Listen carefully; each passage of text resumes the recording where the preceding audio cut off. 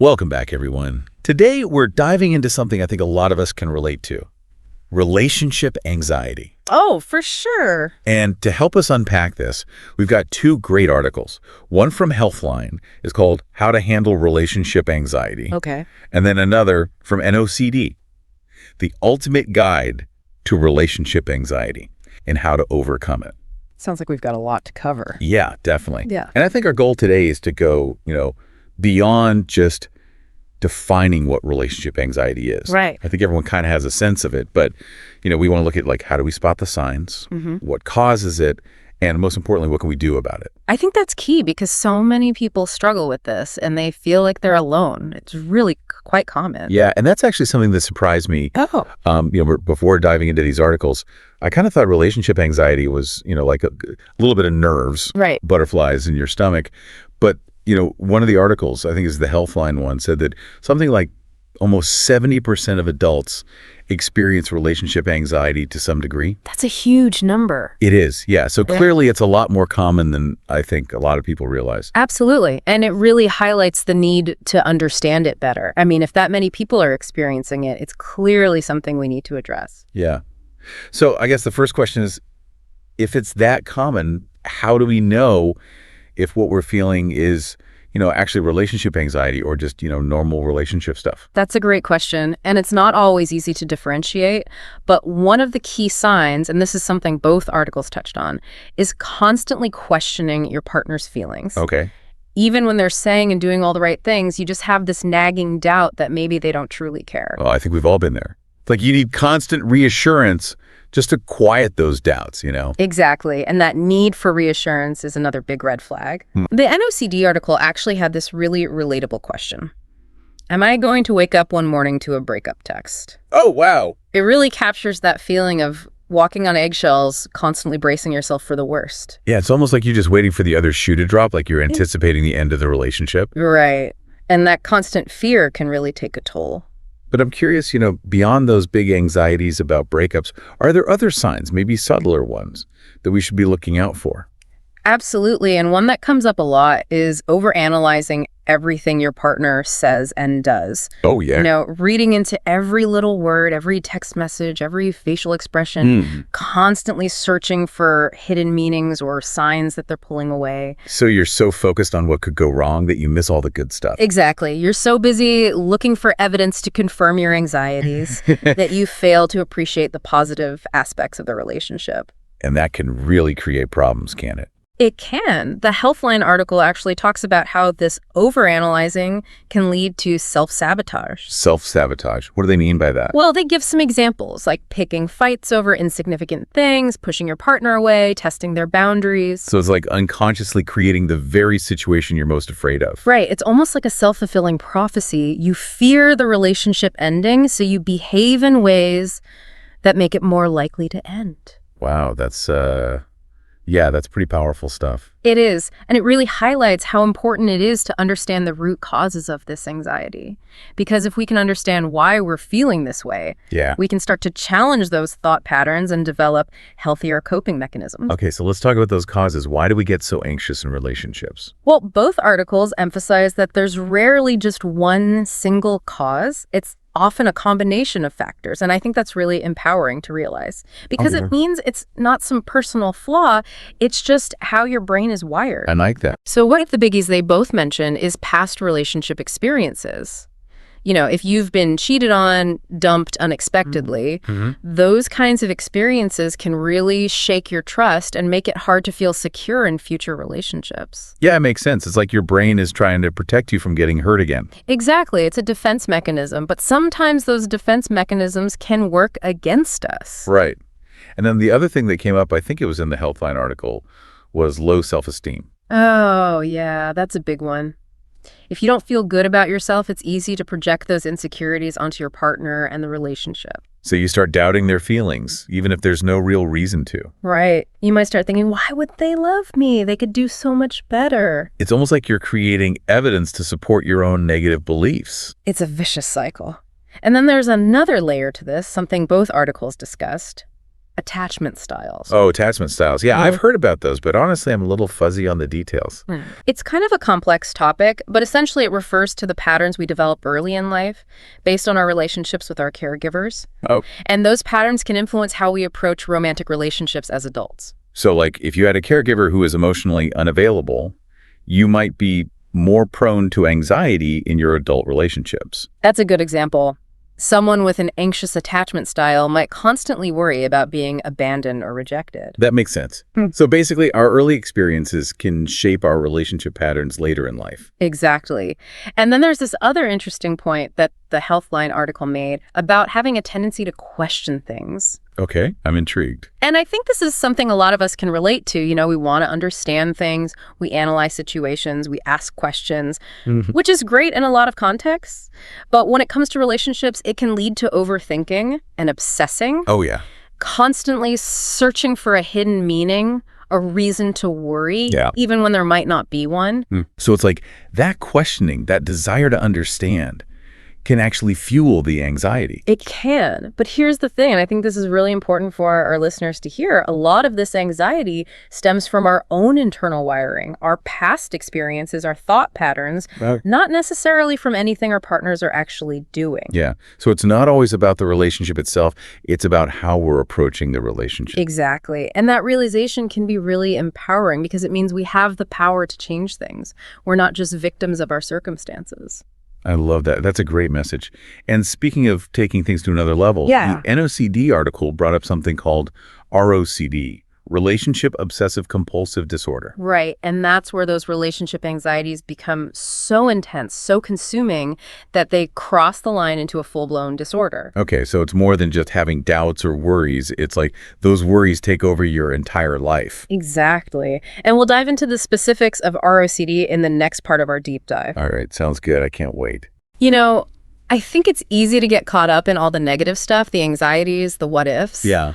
But I think it's important to remember there's also a lot of hope. Okay, good. Yeah. Because I was starting to feel a little overwhelmed. Yeah. Both of these articles, you know, they do a good job of outlining the challenges. Right. They also offer some really practical solutions. Okay, so let's shift gears then and talk about what we can actually do about relationship anxiety. Like, where do we even begin? Well, for general relationship anxiety, the Healthline article has some really solid advice. Okay.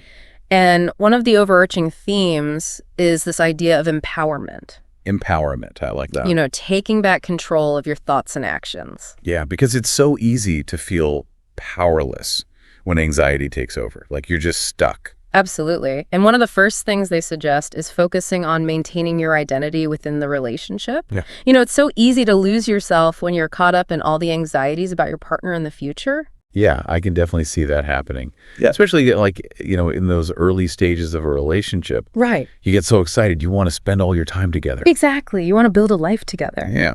But the article makes a great point. You know, your partner fell for you, Yeah. the individual with all your quirks and passions. And it's important to hold on to those things. So it's about finding that balance, right, between we and me. Exactly. You know, nurturing the relationship without sacrificing your individuality. Okay, I like that. And that actually ties in nicely with another tip they had, which was practicing mindfulness, Oh, mindfulness. Yeah. which I feel like is such a buzzword these days. But I'm curious, you know, what does that actually look like in the context of relationship anxiety? Well, mindfulness is all about, you know, paying attention to the present moment without judgment. Okay. It's about noticing your thoughts and feelings, Yeah. but not getting swept away by them. Yeah. And I think in the context of relationship anxiety, it can be really helpful for breaking free from those what-if spirals. All the what ifs. Yeah. Like, what if they leave? What if I mess things up? Exactly. And mindfulness helps you ground yourself in the here and now, Yeah. you know, what's actually happening rather than getting caught up in those worst case scenarios. Right. So instead of focusing on what might happen, you're focusing on what is happening. Exactly.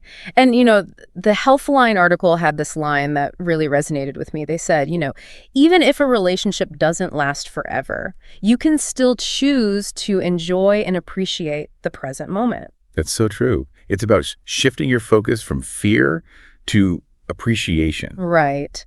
And another key piece of advice, and this might seem obvious, but communication is crucial. Okay. It's so tempting to bottle up your anxieties, Oh, yeah. especially if you're afraid of burdening your partner, coming across as needy. Ugh, yes, the needy label. Right.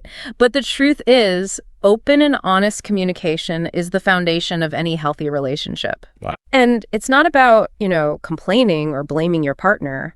It's about expressing your feelings in a way that invites understanding and connection. Right. So, how do you actually do that? Well, the Healthline article suggested using I statements, which I think is a really helpful tip. Oh, right. I feel this way when. Exactly. So instead of saying, you never make me feel special, Right. you could say, I feel a little insecure when you spend a lot of time on your phone when we're together. Okay. That makes a lot of sense. So it's about owning your feelings and expressing them in a way that's vulnerable, but also assertive. Right. And even if those feelings stem from, your own stuff, like past experiences or low self-esteem, Yeah. sharing them with your partner can actually help to build trust and intimacy. Okay. So we've got some good strategies for addressing general relationship anxiety. But what about ROCD? It sounds like those anxieties are just on a whole other level. You're right. ROCD requires a more specialized approach. Okay. And that's where ERP therapy comes in. ERP therapy, what is that? ERP stands for Exposure and Response Prevention. Let's go. And it's considered, the gold standard treatment for OCD, including ROCD, because it directly targets that cycle of obsessions and compulsions. Okay, so break that down for me. Sure. What exactly are obsessions and compulsions in the context of ROCD? Well, the obsessions are those intrusive thoughts about the relationship. Okay. Like doubting your compatibility, questioning your partner's feelings, or even obsessing over their perceived flaws. Right, so those thoughts that just keep popping into your head, even if you don't want them to. Exactly. And the compulsions are the things you do to try to alleviate those excessive thoughts, to try to neutralize the anxiety. So what are some examples of those compulsions? Well, some common ones are constantly seeking reassurance from your partner, endlessly researching relationship problems online, or even avoiding certain situations out of fear. So it's you're trying to control the anxiety by controlling everything else. Right. You're trying to control your environment, your partner's behavior, anything to make that anxiety go away. But that doesn't really work in the long run, does it? It doesn't. And that's where ERP comes in. It's about breaking that cycle. Okay, so how does it do that? It's a two-pronged approach. The exposure part involves gradually exposing yourself to the very things that trigger your anxiety. So facing your fears head on. Exactly. But in a safe and controlled environment. Okay. And then the response prevention part is equally important. It's about learning to resist those compulsive urges. So you're exposed to the thing that triggers you, but you're not allowed to do the thing that normally makes you feel better. Right. And I know that sounds really tough and it can be challenging, but the idea is that by repeatedly facing your fears without resorting to those compulsions, you start to realize that those fears are often unfounded and that you can handle the anxiety without those rituals. Okay, so it's retraining your brain to respond differently. You got it. And the research on ERP is really promising. Oh, good. The NOCD article, they cited studies showing that it's highly effective in treating OCD and ROCD, and it often leads to, significant reductions in symptoms, improvement in quality of life. That's great to hear. And they actually had a quote from a leading expert, a Dr. McGrath, who said that ERP is not a quick fix, but it's the most powerful tool we have for overcoming OCD. Wow, that's a pretty strong statement. It is. And then they shared this really inspiring story from one of their members, Allison F., who struggled with ROCD. What happened with her? Well, she was describing how ROCD was basically consuming her life, causing her to, overanalyze every interaction with her partner, constantly seek reassurance. She was even experiencing physical symptoms, nausea, insomnia. Oh, wow. Yeah. And it was affecting, her work, her relationships, her overall well-being. So it was really impacting her life in a big way. Oh, absolutely. And she started ERP therapy. And, she said it was really challenging at first.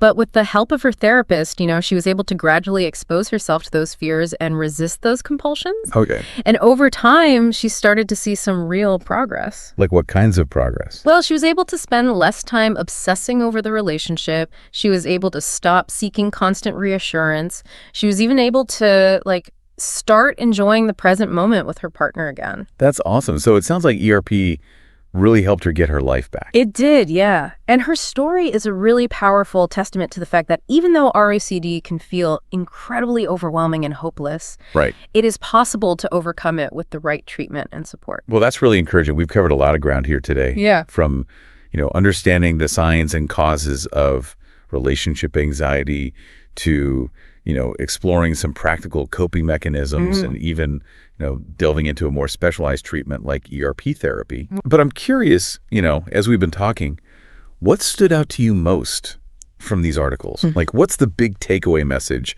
for our listeners? It's funny. Both of these articles, while they come at it from different angles, Yeah. they both kind of highlight this idea that relationships, by their very nature, Right. involve uncertainty. Totally.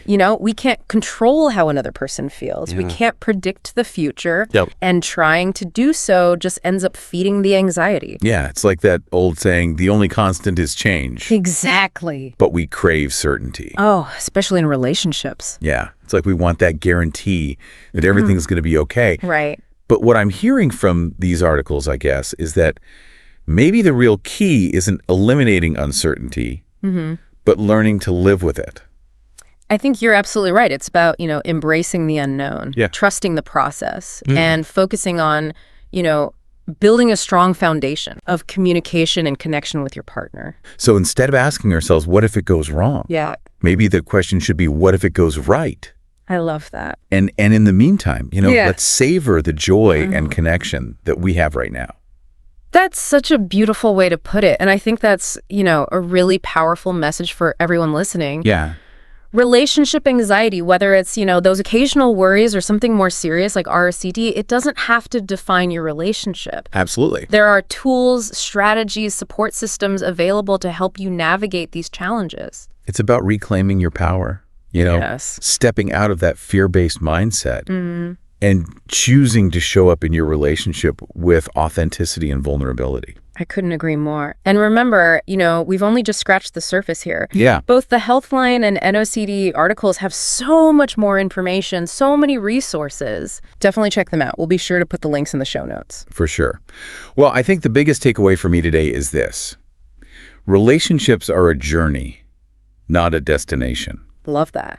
There will inevitably be bumps along the way, Absolutely. but with a little self-awareness, Yeah. open communication, and maybe a little help from a therapist if needed, Right. we can navigate those challenges and build relationships that thrive even amidst all the uncertainty. I think that's the perfect note to end on. And remember, you are not alone on this journey. So true. And until next time, keep diving deep, and remember, even the choppiest waters can lead to the most beautiful destinations.